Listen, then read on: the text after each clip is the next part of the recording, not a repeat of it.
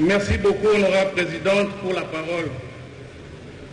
Honorable présidente de l'Assemblée nationale, honorable membre du bureau, honorable député et chers collègues, tout a été dit et nous pensons qu'il y a toujours quelque chose à ajouter.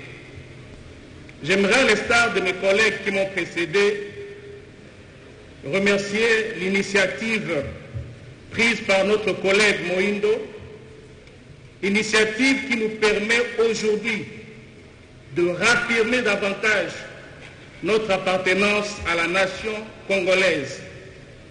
Je voudrais aussi saluer la promptitude avec laquelle le ministre de l'État est intervenu, des propos clairs et limpides.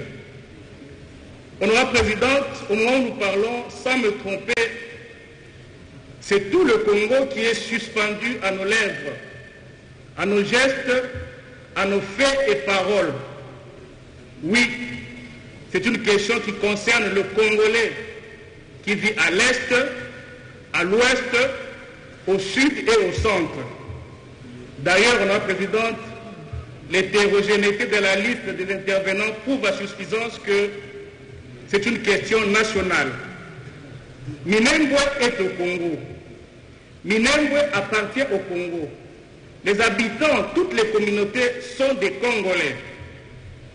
C'est avec mort dans l'âme, peine dans le cœur et douleur dans la chair que nous apprenons tous ces actes de violence, de barbarie qui se perpétuent à Minembwe.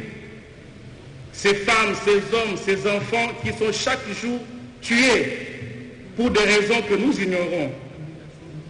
Après avoir écouté différents discours, nous pensons pour notre part que la solution passe par une combinaison pondérée des considérations juridiques et aussi sociologiques.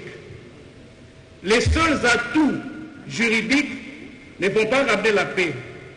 Moins encore, les seules considérations sociologiques ne vont pas ramener la paix dans cette partie du pays. Honorable présidente, j'aurais une observation à formuler.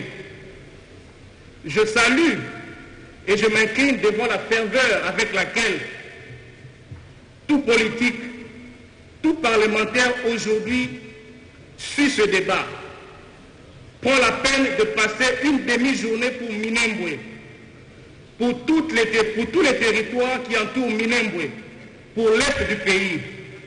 Mais j'aimerais aussi, honorable présidente, que la même passion, que la même vigueur soient également rencontrées quand nous traiterons des questions du centre du pays. Que la même enthousiasme soit aussi celle de nous politiques, de nous parlementaires, quand il faut traiter des questions des victimes de Kamona Sapo, des questions des limites qui se posent encore dans le Kasaï, quand il faut parler des questions des Mboro, quand il faut parler de ces enseignants qui se noient chaque mois dans le grand Bandundu pour aller toucher leur salaire, quand il faut parler des inondations dans le grand Équateur, ma belle province, quand il faut parler de l'insécurité au Katanga, partout au Congo, combien de fois, honorable présidente, ne nous sommes pas nous plaints de la concentration de tous les projets dans un coin du pays. Il y a même des parties du pays qualifiées des zones non viables. Les investisseurs n'y vont pas parce que c'est non viable. C'est pourquoi, honorable présidente, mon observation est simple. Faisons des questions de toutes les parties du Congo des questions nationales, des débats nationaux sur des questions de société. Honorable présidente, chers collègues, mon intervention se résumera à dire que la volonté est exprimée pour que tout Congolais, pour que toute institution du Congo prenne avec grand respect, considération sur toutes les questions qui se posent sur l'ensemble du territoire national. C'est vrai, Minembwe nous concerne, mais pas plus tard qu'il y a 2 jours, dans le Kasaï d'où je viens, un pont vital, un pont, je dirais même important pour une franche partie de la population, le pont sur la rivière Moussanza, s'est écroulé, coupant toute une partie de la province de l'accès à la civilisation.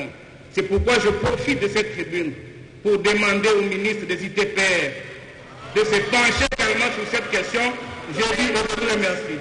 Tolérance. Merci, honorable Mafuta, et nous retenons votre exhortation d'un équilibre dans les sujets que nous traitons.